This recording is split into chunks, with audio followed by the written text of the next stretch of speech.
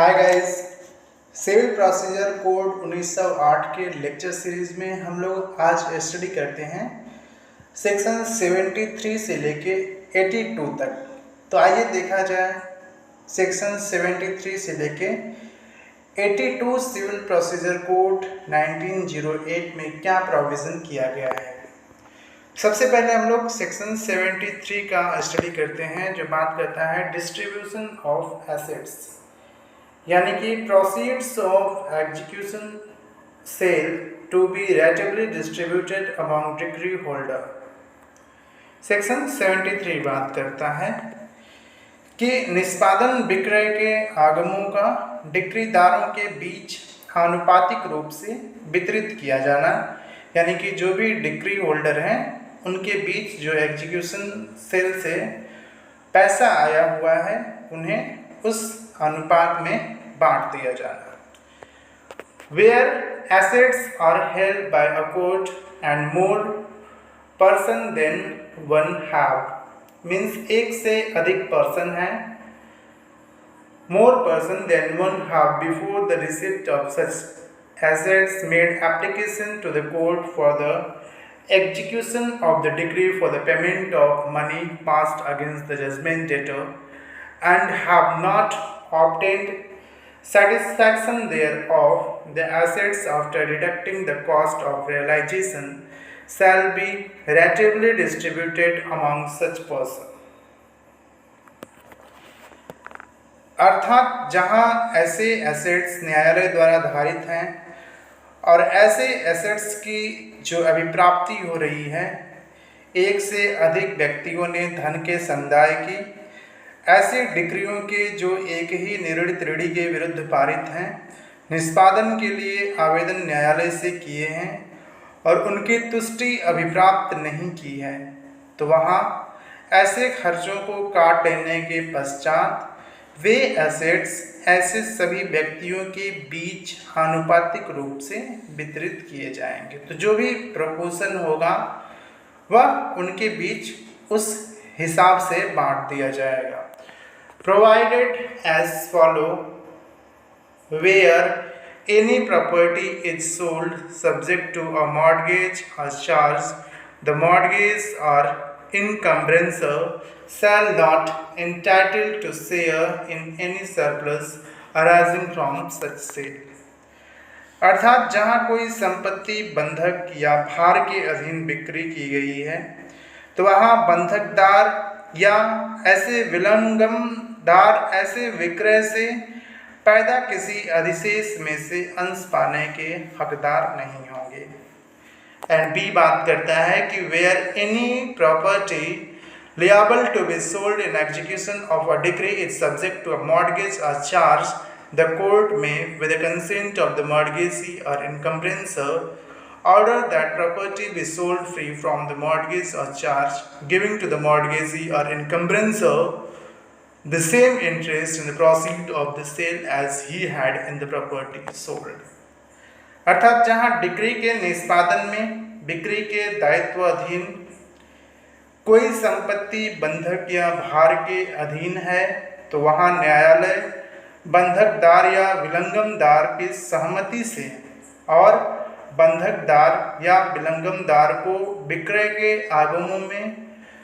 वही हित देते हुए जो उसका विकृत संपत्ति में था, संपत्ति को बंधक या भार से मुक्त रूप में विक्रय करने के लिए आदेश दे सकेगा। सी बात करता है कि where any immovable property is sold in execution of a decree ordering its sale for the discharge of an encumbrance thereon, the proceeds of the sale shall be applied first in defraying the expenses of the sale, secondly in discharging the amount due under the decree, and thirdly in discharging the interest and principal monies due on subsequent encumbrances if any। अर्थात सी बात करता है कि जहाँ कोई अस्थावर संपत्ति ऐसे decree के निष्पादन में बिक्री की जाती है या विक्रय की जाती है जो उस पर विलंगम के उन्मोचन के लिए उसके विक्रय किए जाने का निर्देश देती है, तो वहाँ विक्रय के आगम निम्नलिखित के अनुसार उपयोजित किए जाएंगे। प्रथमतः विक्रय के व्ययों को चुकाने में, दूसरा डिक्री के अधीन शुद्ध रकम के उन्मोचन में, तृतीय पाश्चिक विलंगमों, शुद्ध ब्याज और मूलधन के उन्मोचन में, तथा चौथा बात करता है relatively among the holders of the decree for the payment of money against the judgment debtor who have prior to the sale of the property applied to the court which passed the decree ordering such sale for execution of such decrees and have no obtained satisfaction thereof। अर्थात चतुर्थता यानी कि fourthly यह बात की जाती है कि निर्णित ऋणी के विरुद्ध धन के संदाय की डिक्रियों के ऐसे धारकों के मध्य उनके बीच आनुपातिक रूप में जिन्होंने ऐसे विक्रय का आदेश देने वाली डिक्री पारित करने वाले न्यायालय से संपत्ति के विक्रय के पूर्व ऐसी डिक्रियों के निष्पादन के लिए आवेदन कर दिया है और उनकी तुष्टि अभी प्राप्त नहीं की है। और सबसेक्शन 2 बात करता है कि where all or any of the assets liable to be ratably distributed under this section are paid to a person not entitled to receive the same, any person so entitled may sue such person to compel him to refund the assets। यानी कि जहाँ वे सभी या कोई आस्तियाँ जो इस धारा के अधीन आनुपातिक रूप से वितरित किए जाने के लिए दायी हैं, तो ऐसे व्यक्ति को दे दी जाती हैं जो उन्हें प्राप्त करने का हकदार नहीं है। वहाँ ऐसा हकदार कोई भी व्यक्ति उन आस्तियों का प्रतिदाय विवश करने के लिए ऐसे व्यक्ति के विरुद्ध वाद ला सकेगा। थर्ड, जो तीसरा सबसेक्शन है वो बात करता है कि nothing in this section affects any right of the government, यानी कि इस धारा की कोई भी बात सरकार के किसी भी अधिकार पर प्रभाव नहीं डालेगी। अब हम लोग सेक्शन 74 देख लेते हैं जो बात करता है रेसिस्टेंस टू एग्जीक्यूशन, अर्थात निष्पादन का प्रतिरोध। Where the court is satisfied that the holder of the decree for the possession of the immovable property and that the purchaser of immovable property sold in execution of a decree has been resisted or obstructed in obtaining possession of the property by the judgment debtor or some other person on his behalf, and that such resistance or obstruction was without any just cause, the court may, at instance of the decree holder or purchaser, order the judgment debtor or such other person to be detained in the civil prison for a term which may extend to 30 days and may further direct that the decree holder or purchaser be put in the possession of the property। अर्थात section 74 civil procedure code का बात करता है निष्पादन का प्रतिरोध, resistance to execution. तो जहां न्यायालय का यह समाधान हो जाता है कि अस्थावर संपत्ति के कब्जे के लिए डिक्री के निष्पादन में ऐसी विकृत अस्थावर संपत्ति का क्रेता संपत्ति पर कब्जा अभिप्राप्त करने में निर्णित ऋणी या उसकी ओर से किसी व्यक्ति के द्वारा प्रतिरोध या बाधित किया जा रहा है और ऐसा प्रतिरोध या बाधा किसी न्याय संगत हेतु के बिना है, तो वहां डिक्रीदार या क्रेता की प्रेरणा से न्यायालय निर्णित ऋणी या ऐसे अन्य व्यक्तियों को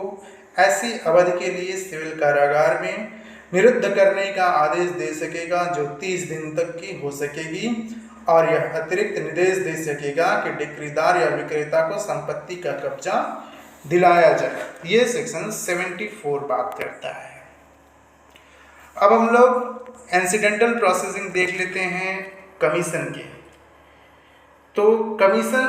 सेक्शन 75 से लेकर 78 तक में मिलेगा आपको। सेक्शन 75 हम लोग देखते हैं जो बात करता है power of court to issue commission, यानी कि कमीशन निकालने की न्यायालय की शक्ति। तो subject to such conditions and limitation as may be prescribed, the court may issue a commission to examine any person, to make a local investigation, to examine or adjust account, to make a partition, E. to hold a scientific, technical or expert investigation। अर्थात न्यायालय को यह power होगा, यह उसे शक्ति होगी कि वह इन मामलों में कमीशन जारी कर सकता है। किसी व्यक्ति की परीक्षा करने के लिए, to examine any person, to make a local investigation यानी स्थानीय अन्वेषण करने के लिए, C to examine or adjust account लेखाओं की परीक्षा या उनका समायोजन करने के लिए, D to make a partition विभाजन करने के लिए, E to hold a scientific, technical or expert investigation यानी कि कोई वैज्ञानिक, तकनीकी या विशेषज्ञ अन्वेषण करने के लिए, F to conduct sale of property which is subject to speedy and natural decay and which is in the custody of the court pending the determination of the suit, यानी कि ऐसी संपत्ति का विक्रय करने के लिए जो शीघ्र और प्रकृतिया क्षयशील हैं और वाद का अवधारण लंबित रहने तक न्यायालय की अभिरक्षा में है। अगला है to perform any ministerial act यानी कि कोई अनुसचिवीय कार्य करने के लिए। तो ये सेक्शन 75 बात करता है कि किन किन कारणों के लिए कोई कमीशन जारी किया जा सकता है। सेक्शन 76 बात करता है commission to another court. तो देख लेते हैं सेक्शन 76 क्या बात करता है commission to another court के तहत, यानी कि अन्य न्यायालय को commission. A commission for the examination of any person may be issued to any court not being high court situate in state other than the state in which the court of issue is situate and having jurisdiction in the place in which the person to be examined resides। अर्थात किसी व्यक्ति की परीक्षा करने के लिए commission उस राज्य से जिसमें उसे निकालने वाला न्यायालय स्थित है, भिन्न राज्य में स्थित है, किसी ऐसे न्यायालय को निकाला जा सकेगा जो उस स्थान में अधिकारिता रखता है जिसमें वह व्यक्ति निवास करता है या जिसकी परीक्षा की जानी है। उपधारा 2 बात करता है कि every court receiving a commission for the examination of any person under subsection 1 shall examine him or cause him to be examined pursuant thereto, and the commission when it has been duly executed shall be returned together with the evidence taken under the court from which it was issued unless the order for issuing the commission has otherwise directed, in which the case of the commission shall be turned in terms of such order। अर्थात उपधारा 1 के अधीन किसी व्यक्ति की परीक्षा करने के लिए कमीशन को प्राप्त करने वाला हर न्यायालय उसके अनुसरण में उस व्यक्ति की परीक्षा करेगा या कराएगा, और जब कमीशन सम्यक रूप से निष्पादित किया गया है तब वह उसके अधीन किए गए साक्ष्य सहित उस न्यायालय को लौटा दिया जाएगा जिसने उसे निकाला था। किंतु यदि कमीशन निकालने के आदेश द्वारा अन्यथा निर्दिष्ट किया गया है तो कमीशन ऐसे आदेश के निबंधनों के अनुसार लौटा दिया जाएगा। सेक्शन 77 हम लोग देख लेते हैं जो बात करता है लेटर ऑफ रिक्वेस्ट की। In lieu of issuing a commission, the court may issue a letter of request to examine a witness residing at any place not within India। यानी कि section 77 of the civil procedure code बात करता है अनुरोध पत्र की, letter of request की।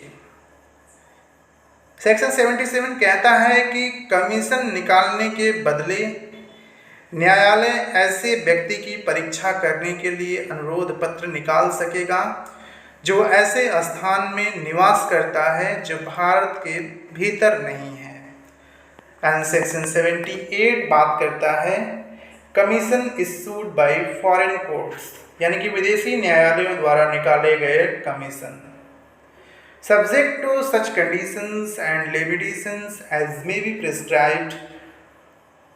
The provisions as to the execution and return of commission for the execution or for the examination of the witnesses shall apply to commissions issued by or at the instance of the court situate in any part of India to which the provision of this code do not extend, or courts established or continued by the authority of the central government outside India, courts of any state और country outside India. यानी कि ऐसी शर्तों और परिसीमाओं के अधीन रहते हुए जो विहित किए जाएं, साक्ष्यों की परीक्षा करने के लिए कमीशनों के निष्पादन और लौटाने के संबंध में रखने वाले उपबंध उन कमीशनों को भी लागू होंगे जो भारत के उन भागों में जिन पर इस संहिता का विस्तार नहीं है स्थित न्यायालयों द्वारा या उनकी प्रेरणा से निकाले गए हों, अथवा केंद्रीय सरकार के प्राधिकार द्वारा भारत से बाहर स्थापित या चालू रखे गए न्यायालयों द्वारा या उनकी प्रेरणा से निकाले गए हों,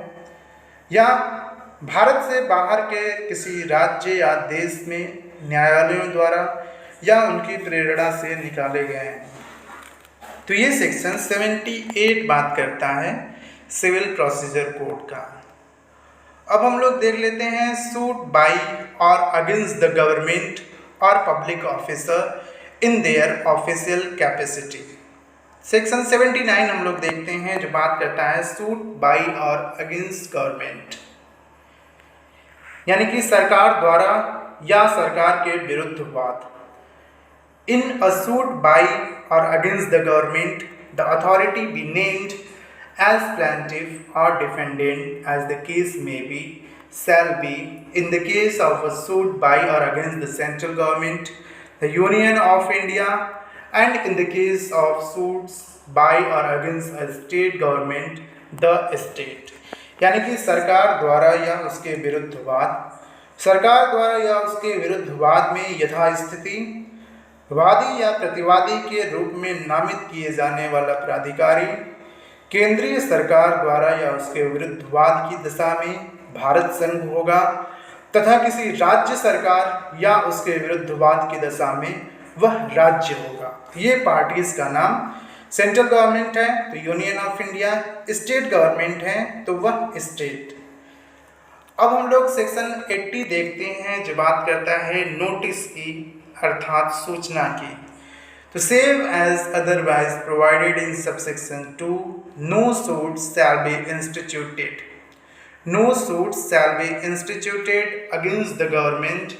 including the government of the state of Jammu and Kashmir, or against a public officer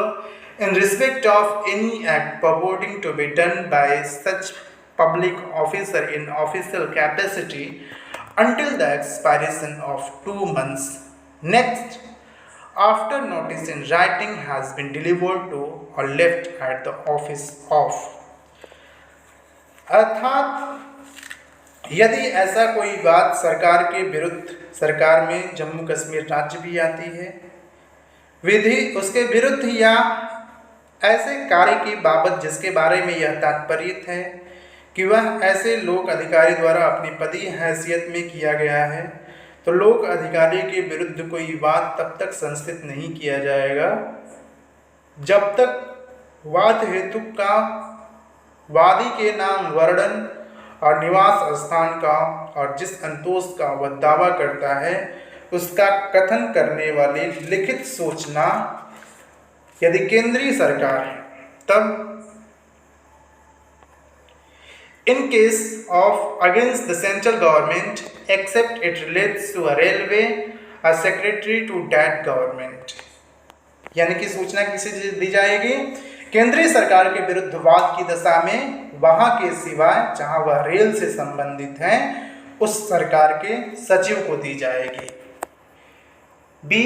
In the case of suit against the central government where it relates to the railway, the general manager of that railway। अर्थात केंद्रीय सरकार के विरुद्ध वाद की दशा में जहां वह रेल से संबंधित है उस रेल के प्रधान प्रबंधक को। And in the case of a suit against the government of the state of Jammu and Kashmir, the chief secretary to the government or any other officer authorized by the government in this behalf। अर्थात जम्मू कश्मीर राज्य की सरकार के विरुद्ध वाद की दशा में उस सरकार के मुख्य सचिव को या उस सरकार द्वारा इस निमित्त प्राधिकृत किसी अन्य अधिकारी को। नेक्स्ट बात करता है कि in the case of a suit against any other state government, a secretary to that government of the collector of the district. अर्थात किसी अन्य राज्य सरकार के विरुद्ध वाद की दशा में उस सरकार के सचिव को या जिले के कलेक्टर को। And in the case of a public officer delivered to him or left at his office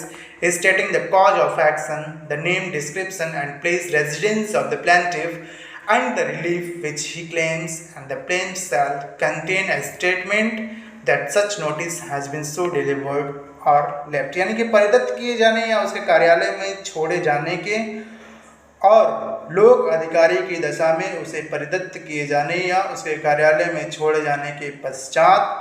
2 मास का अवसान न हो गया हो, अर्थात 2 मास का समय उसे दिया जाना चाहिए। और वादपत्र में यह कथन अंतर्विष्ट होगा कि ऐसी सूचना ऐसे परिदत्त कर दी गई है या छोड़ दी गई है। सबसेक्शन 2 बात करता है कि a suit to obtain an urgent or immediate relief against the government, including the government of the state of Jammu and Kashmir or any public officer in respect of any act purporting to be done by such public officer in his official capacity may be instituted with the leave of the court without serving any notice as required by subsection 1, but the court shall not grant relief in the suit whether interim or otherwise except after giving the government or public officer, as the case may be, a reasonable opportunity of showing cause in respect of a relief paid for in the suit। Subsection 2 बात करता है कि सरकार के जिसके अंतर्गत जम्मू कश्मीर राज्य सरकार भी आती है उसके विरुद्ध या ऐसे कार्य की बाबत जिसके बारे में यह तात्पर्य है कि वह ऐसे लोक अधिकारी द्वारा अपनी पदीय हैसियत में किया गया है, लोक अधिकारी के विरुद्ध कोई अति आवश्यक या तुरंत अनुतोष अभिप्राप्त करने के लिए कोई बात न्यायालय की इजाज़त से उपधारा 1 द्वारा यथा अपेक्षित किसी सूचना की तामील किए बिना संस्थित किया जा सकेगा, किंतु न्यायालय वाद में अनुतोष चाहे अंतरिम या अन्यथा यथा स्थिति सरकार या लोक अधिकारी को वाद में आवेदित अनुतोष की बाबत हेतु दर्शित करने का उचित अवसर देने के पश्चात ही प्रदान करेगा, अन्यथा नहीं। एंड प्रोविजो है कि provided that the court shell, if it is satisfied after hearing the parties that no urgent or immediate relief need to be granted in the suit, return the plaintiff for presentation to it after complying with the requirement of subsection 1। यानी कि परंतु यदि न्यायालय का पक्षकारों को सुनने के पश्चात यह समाधान हो जाता है कि वाद में कोई अति आवश्यक या तुरंत अनुतोष प्रदान करने की आवश्यकता नहीं है, तो वह वादपत्र को वापस कर देगा कि उसे उपधारा 1 की अपेक्षाओं का पालन करने के पश्चात प्रस्तुत किया जाए।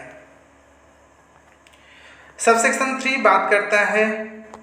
कि no suit instituted against the government or against the public officer in respect of any act purporting to be done by such public officer in his official capacity shall be dismissed merely by reason of any error or defect in the notice referred to in subsection 1 if such notice। अर्थात सरकार के विरुद्ध या ऐसे कार्य की बाबत जिसके बारे में यह तात्पर्य है कि वह ऐसे लोक अधिकारी द्वारा अपनी पदीय हैसियत में किया गया है, लोक अधिकारी के विरुद्ध संस्थित किया गया है, तो कोई भी वाद केवल इस कारण खारिज नहीं किया जाएगा कि उपधारा 1 में निर्दिष्ट सूचना में त्रुटि या दोष है। यदि ऐसी सूचना में the name, description and residence of the plaintiff has been so given as to enable the appropriate authority or the public officer to identify the person serving the notice, and such notice had been delivered or left at office of the appropriate authority specified in subsection 1। अर्थात वादी का नाम, वर्णन और निवास स्थान इस प्रकार दिया गया है जो सूचना की तामील करने वाले व्यक्ति की शिनाख्त करने में समुचित प्राधिकारी या लोक अधिकारी को समर्थ करे, और ऐसी सूचना उपधारा 1 में विनिर्दिष्ट समुचित प्राधिकारी के कार्यालय में परिदत्त कर दी गई है या छोड़ दी गई है। And B, the cause of action and the relief claimed by the plaintiff had been substantially indicated, यानी कि वाद हेतु और वादी द्वारा दावा किया गया अनुतोष सार्थक उपदर्शित किया गया है। सेक्शन 81 हम लोग देख लेते हैं जो बात करता है exemption from arrest and personal appearance. In a suit instituted against a public officer in respect of any act purporting to be done by him in his official capacity, यानी कि सेक्शन 81 बात करता है गिरफ्तारी और पर्सनल अपीयरेंस से छूट के बारे में। तो ऐसे किसी भी कार्य के लिए जो लोक अधिकारी द्वारा, पब्लिक ऑफिसर द्वारा अपने पदीय हैसियत में किया गया तात्पर्य है, तो उसके विरुद्ध संस्थित किए गए वाद में डिक्री के निष्पादन में से अन्यथा न तो गिरफ्तार किए जाने का दायित्व प्रतिवादी पर और न कुर्क किए जाने का दायित्व उसकी संपत्ति पर होगा। Means the defendant shall not be liable to arrest nor his property to attachment otherwise than in execution of a decree। And B बात करता है कि where the court is satisfied that the defendant cannot absent himself from his duty without detriment to the public service, it shall exempt him from appearing in person। अर्थात जहां न्यायालय का यह समाधान हो जाता है कि प्रतिवादी लोक सेवा का ऐसे नुकसान पहुंचाए बिना अपने कर्तव्य से अनुपस्थित नहीं हो सकता है, तो वहां उसे पर्सनल अपीयरेंस से छूट दे दी जाएगी। Where the court is satisfied that the defendant cannot absent himself from the duty without detriment to the public service, it shall exempt him from appearing in person। ये सेक्शन 81 बात करता है कि in a suit instituted against a public officer in respect of any act purporting to be done by him in his official capacity, first, the defendant shall not be liable to arrest nor his property to attachment otherwise than in execution of a decree, and where the court is satisfied that the defendant cannot absent himself from his duty without detriment to the public service, it shall exempt him from appearing in person। Section 82 हम लोग देख लेते हैं जो बात करता है execution of decree की, यानी कि डिक्री का निष्पादन। यह सेक्शन 82 बात करता है। तो where in a suit by or against the government or by or against a public officer in respect of any act purporting to be done by him in his official capacity, a decree is passed against the Union of India or a state, or as the case may be, the public officers, such decrees shall not be executed except in accordance with the provision of subsection 2।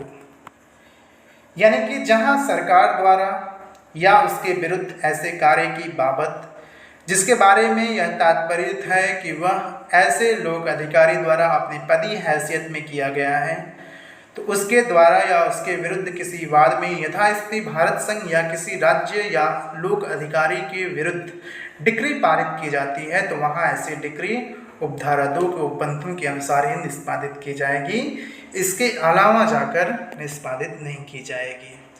And execution shall not be issued on any such decree unless it remains unsatisfied for the period of 3 months computed from the date of such decree। अर्थात ऐसी decree की तारीख से संगणित 3 मास की अवधि तक उस decree के तुष्ट न होने पर ही किसी ऐसी डिक्री के निष्पादन का आदेश निकाला जाएगा। ये सब सेक्शन 2 बात करता है। तो ये हम लोगों ने सेक्शन 82 देखा। आगे के सेक्शन में हम लोग देखते हैं सेक्शन 83 से आगे कि सिविल प्रोसीजर कोड में सेक्शन 83 से आगे क्या व्यवस्था की गई है, क्या बात की गई है। तो बने रहिए हमारे सिविल प्रोसीजर कोड 1908 के बेयर एक्ट लेक्चर सीरीज के साथ। बहुत बहुत आप सबको धन्यवाद।